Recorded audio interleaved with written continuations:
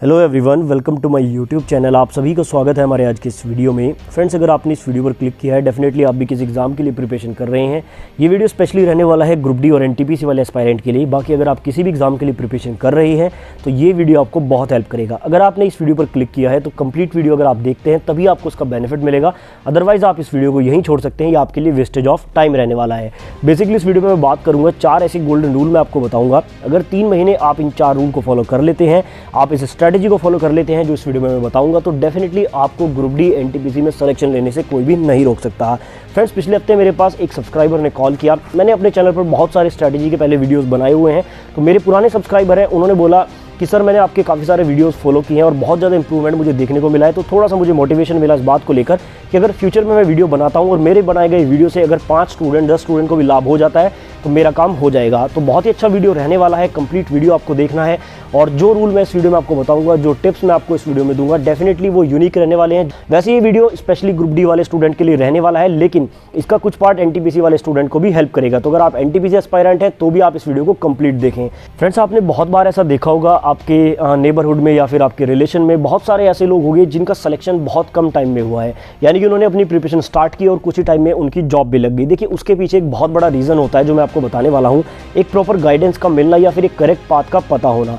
होता क्या है कि उनके परिवार में या तो पहले से उनको कोई गाइड करने वाला उनका बड़ा भाई या कोई भी होता है जो गवर्नमेंट सेक्टर में पहले से, तो उनको एक करेक्ट पाथ का पता होता है, गाइडेंस उनके पास होता है जिसकी मदद से वो आसानी से जॉब पा लेते हैं। लेकिन हम लोगों के पास क्या होता है, जैसे हम मिडिल क्लास फैमिली है, हमारे पास जनरली ऐसा नहीं होता है। लगभग 50% स्टूडेंट ऐसे हैं जो मेरे साथ जुड़े हुए हैं जिनके पास गाइडेंस नहीं है। इवन मैं अगर अपनी बात करूं, जब मैंने प्रिपरेशन स्टार्ट की थी तो मेरे पास भी कोई गाइडेंस नहीं था और इसी कारण से होता है बहुत सारे लोगों की जॉब नहीं लग पाती है। इस वीडियो में एक बहुत ही अच्छा गाइडेंस मैं आपको देने वाला हूँ, बहुत ही अच्छे टिप्स मैं आपको देने वाला हूँ। सिर्फ 3 महीने आपको ये फॉलो करनी है, डेफिनेटली ग्रुप डी आप क्रैक कर जाएंगे। मैं यहाँ पर ग्रुप डी के नाम से ही डिनोट करूंगा क्योंकि ये वीडियो स्पेशली ग्रुप डी वाले स्टूडेंट के लिए ही है। 4 घंटे का स्टडी प्लान आपको बताऊंगा, बाकी टाइम आप अपने अकॉर्डिंग एडजस्ट कर सकते हैं। तो वीडियो आपको कंप्लीट देखना है, तभी आपको उसका फायदा मिलेगा। वीडियो में आगे बढ़े उससे पहले मैं आपको बता दूं, चैनल को अभी तक सब्सक्राइब नहीं किया है तो मेरा आप लोगों से रिक्वेस्ट रहेगा, चैनल को सब्सक्राइब करके बेल आइकन को प्रेस कर लें ताकि फ्यूचर के वीडियो का नोटिफिकेशन आपको सबसे पहले मिल जाए। फ्रेंड्स, किसी भी एग्जाम को क्रैक करने के लिए 4 स्टेप आपको फॉलो करने होते हैं। सबसे पहला जो आपका स्टेप होता है, आपको एक एम बनाना होता है। एम इन द सेंस आपको एक मार्क्स का एम बनाना होगा कि मुझे इतने मार्क्स इस एग्जाम में लेकर आने होंगे।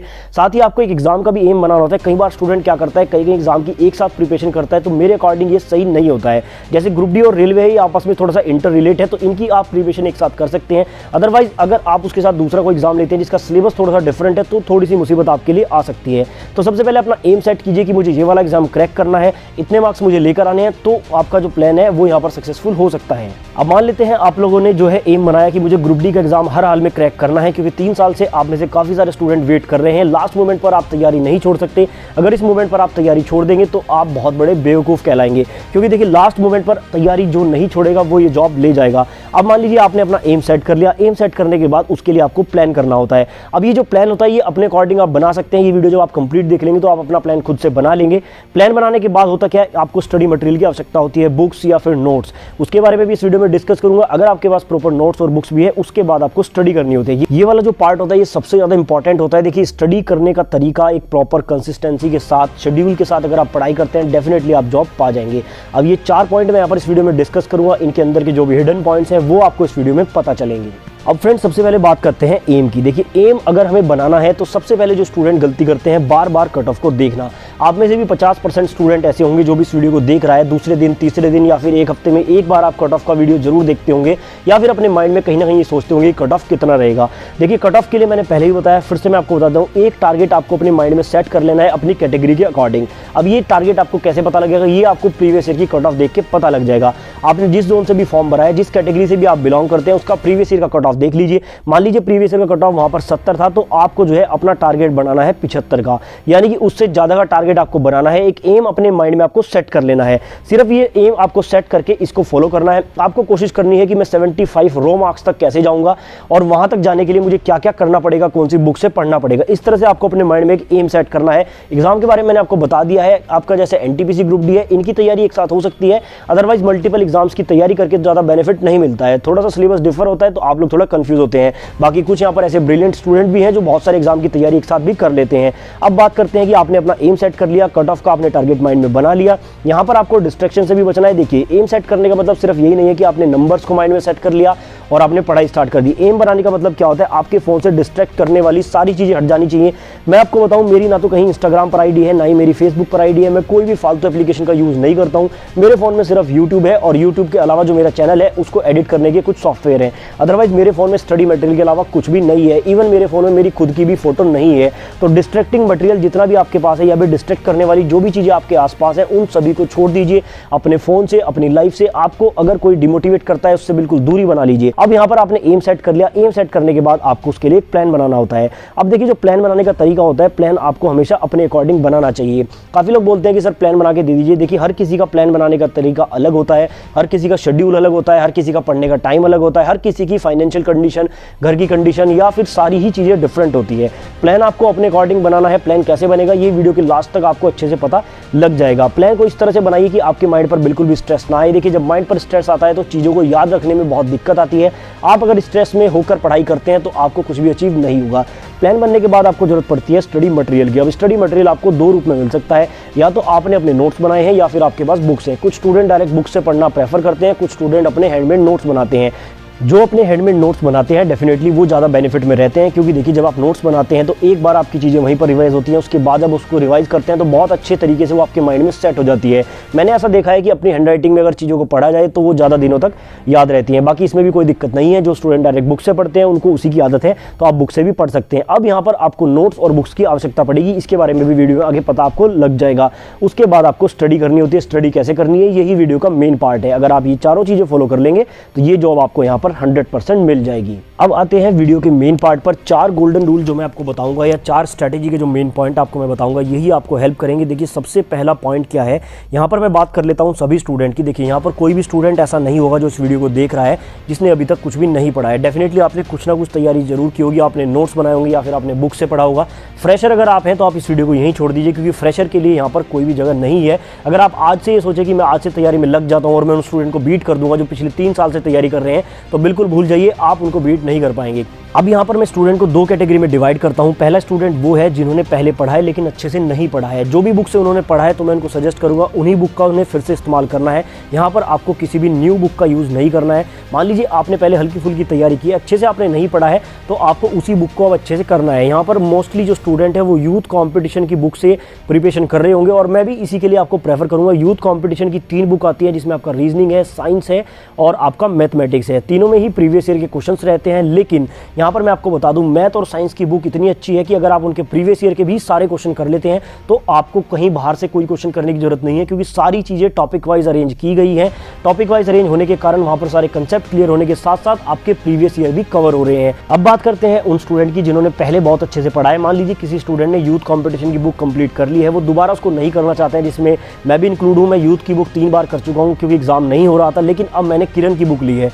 तो मैं आपको सजेस्ट करूंगा कि अगर आप कोई नई बुक ट्राई करना चाहते हैं तो अपने अकॉर्डिंग आपको बुक लेनी है। देखिए, मैंने किरण की बुक ली है क्योंकि मुझे एनटीपीसी का भी एग्जाम देना है, मेरा एनटीपीसी भी क्लियर है, तो यहाँ पर मैं किरण की बुक प्रेफर कर रहा हूँ। उसमें क्वेश्चन बहुत ज़्यादा है, आप अपने अकॉर्डिंग बुक ले सकते हैं। आप आर.एस. अग्रवाल को भी प्रेफर कर सकते हैं, एस.डी. यादव भी आप ले सकते हैं, या फिर आप जो है कोई मैथ के प्रैक्टिस सेट भी ले सकते हैं। अब यहाँ पर जो हमारा फर्स्ट पॉइंट था वो ये था कि रिवाइज योर नोट्स या बुक्स अगेन एंड अगेन। देखिए, अगर आप डायरेक्ट बुक से पढ़ते हैं तो आपको बुक्स को जो है रिवाइज करना है, अगर आप अपने नोट्स से पढ़ते हैं तो आपको नोट्स को जो है ज़्यादा से ज़्यादा रिवाइज करना है। ये टाइम आपके रिविजन का है। देखिए, चीज़ें जितनी बार रिवाइज होती हैं उतना वो चीज़ें क्लियर होती हैं। एक मैं एग्जांपल आपको देता हूं। अगर आप कोई टॉपिक पढ़ रहे हैं, मान लीजिए आप बायोलॉजी का कोई टॉपिक पढ़ रहे हैं, जैसे न्यूट्रिशन वाला टॉपिक पढ़ रहे हैं, तो उसमें एक आपके विटामिन के नाम आते हैं कि विटामिन के जो केमिकल नेम है, साथ में उनसे कौन सी बीमारी होती है। जब आपने पहली बार वो लिस्ट पढ़ी होगी तो आपको उसमें से 1 या 2 ही नाम याद हुए होंगे, लेकिन जब आपने उसको बार बार पढ़ा तो आपको वो सारे याद हो गए। अगर उसमें सिर्फ विटामिन बी की बात करूँ तो 9 तरह के वहाँ पर विटामिन होते हैं, उनके नाम होते हैं, उनसे होने वाली बीमारियाँ, वो सारी आपको याद हो गई होंगी। तो ये आपका रिविजन की ही पावर होती है कि रिवाइज करने से चीज़ें इतनी मजबूत हो जाती जाती हैं कि वो आपको हलवा लगने लगती हैं। तो यहाँ पर अब 3 महीने की मैं बात कर रहा हूँ, यानी कि 90 डेज़ की मैं बात कर रहा हूँ। ग्रुप डी के एग्जाम में ऑलमोस्ट आप कह सकते हैं 100 डेज़ अभी बचे हुए हैं, लेकिन हम 90 डेज़ लेकर चलेंगे। इस 3 महीने में आपको अपने नोट्स को, जो भी आपने नोट्स बनाए हैं, बार बार आपको सिर्फ उनको रिवाइज करना है, चीज़ों को शार्प करना है। कोई नई बुक आपको ट्राई करने की आवश्यकता नहीं है। जैसा मैंने आपको बताया, जैसे यूथ की बुक अगर आप कई बार कर चुके हैं, कोई भी बुक अगर आप बहुत बार कर चुके हैं, तो आप कैलकुलेशन के लिए दूसरी बुक ले सकते हैं। बाकी रीडिंग वाले पोर्शन को आपको सिर्फ अपने पुराने नोट्स को ही रिवाइज करना है, या पुरानी बुक जो आपने ले रखी थी वही आपको रिवाइज करना है। पहला रूल ये होगा, क्योंकि यहाँ पर अगर आप कोई नया टीचर लेते हैं, कई बार मेरे से स्टूडेंट पूछते हैं कि सर हम पेड कोर्स लेना चाहते हैं, तो देखिए पेड कोर्स के लिए तो सलाह मैं आपको कभी भी नहीं दूंगा। यूट्यूब पर हर चीज़ फ्री में मिल जाती है, साथ ही जो आपने पहले पढ़ा है उन बुक से अगर आप पढ़ें तो ज़्यादा बेटर है। दूसरे पॉइंट की बात करते हैं। मान लीजिए अब आपने अपने नोट्स को रिवाइज करना स्टार्ट कर दिया। यहाँ पर क्या है, देखिए अगर आप डेली एक टॉपिक भी करते हैं, चाहे उसमें आपका मैथ हो जाता है, आपका रीजनिंग है, साइंस है, सभी के अगर एक एक टॉपिक भी आप डेली कर लेते हैं, तो देखिए 90 डेज़ में आप कम से कम 2 से 3 बार अपना रिवीजन कर लेंगे। अब जैसे आपने आज क्या किया, आपने एक टॉपिक यहाँ पर मैथ का किया, मैथ के आपने मान लीजिए 50 क्वेश्चन किए। उसके बाद साइंस का आपने एक टॉपिक किया, न्यूट्रिशन का एग्जाम्पल लेते हैं। मान लीजिए आज आपने न्यूट्रिशन यानी कि पोषण वाला चैप्टर पढ़ लिया। आपको क्या करना है, उसी दिन उसके प्रीवियस ईयर भी जरूर करने हैं। प्रीवियस ईयर के साथ साथ उसके टॉपिक के क्वेश्चन भी आपको करने हैं। चाहे आप 10 क्वेश्चन करें, 20 करें, 30 करें, ये आपकी कैपेसिटी पर डिपेंड करता है। लेकिन आपको जो टॉपिक आपने पढ़ा है उसके प्रीवियस ईयर प्लस उसके नए क्वेश्चन आपको डेली ट्राई करने हैं। प्रीवियस ईयर भी अगर आप 20 पढ़ें वो भी बहुत है, और टॉपिक वाइज भी अगर 20 पढ़ें तो वो भी बहुत है, लेकिन आपको उस टॉपिक के क्वेश्चन जरूर करने हैं। देखिए होता क्या है, जब हम कोई टॉपिक पढ़ते हैं, जब तक हम उसके क्वेश्चंस नहीं करते हैं तो हमें पता नहीं लगता है कि वो टॉपिक हमें कितना समझ आया। टॉपिक पढ़ने के बाद उसके क्वेश्चन करना इसीलिए जरूरी हो जाता है, क्योंकि क्वेश्चन करने से हमें ये पता लग जाता है कि ये टॉपिक हमारा कितना क्लियर हुआ है या फिर कितना क्लियर नहीं हुआ है। तो 2 पॉइंट मैंने डिस्कस किए। सबसे पहले अपने नोट्स को रिवाइज करना है, जिस बुक से आप पढ़ते हैं उस बुक को रिवाइज करना है, फिर उसके प्रीवियस ईयर भी करने हैं। प्रीवियस ईयर करने के बाद उसके टॉपिक वाइज क्वेश्चन भी करने हैं, चाहे आप कम करें या ज़्यादा करें, लेकिन डेली आपको करने ही है। तीसरा यहाँ पर पॉइंट बात करते हैं मॉक टेस्ट। देखिए सिलेक्शन में जो मेन रोल प्ले करता है ये आपका मॉक टेस्ट होता है। आपने देखा होगा मैंने एक नया चैनल बनाया है द सक्सेस स्टोरी। मैंने लगभग वहाँ पर 18 इंटरव्यू अभी तक लिए हैं रेलवे एम्प्लॉयज़ के।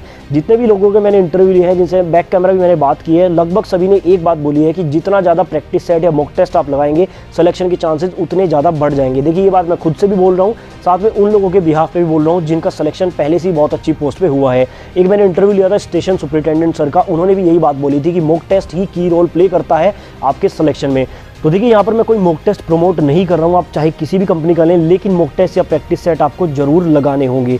अब लास्ट यहाँ पर पॉइंट बात करते हैं वर्क ऑन वीक पॉइंट। अब ये दोनों पॉइंट आपस में इंटर रिलेटेड हैं। जैसे आपने मॉक टेस्ट लगाया, प्रैक्टिस सेट लगाया, कुछ लोग सिर्फ उसको लगा के छोड़ देते हैं, उसको एनालाइज नहीं करते हैं। देखिए उसको एनालाइज करना ही सबसे जरूरी होता है।